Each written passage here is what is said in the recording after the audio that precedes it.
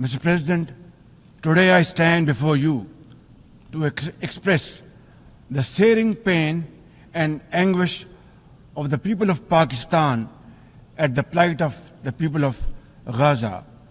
Our heart bleeds as we witness the tragedy unfolding in the Holy Land, a tragedy that shakes the very conscience of humanity and the foundation of this institution.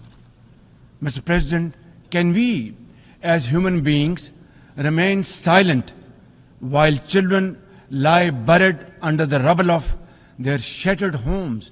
Can we turn a blind eye to mothers cradling the lifeless bodies of the children?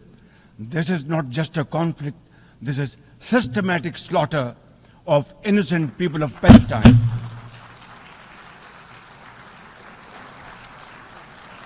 Ladies and gentlemen, an assault on the very essence of human life and dignity.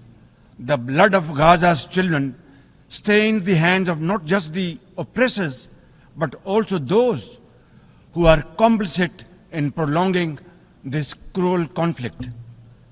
When we ignore their endless suffering, we diminish our humanity. It is not enough to condemn, Mr. President.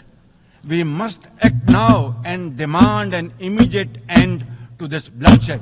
We must remember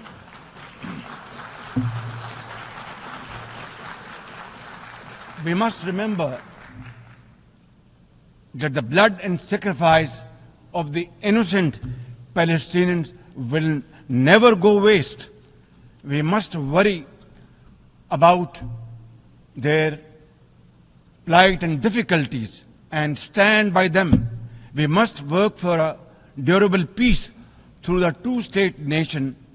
We must seek a viable, secure, contiguous and sovereign state of Palestine based on the pre-1967 borders with Al-Quds al-Sharif as its eternal capital, and to advance the goals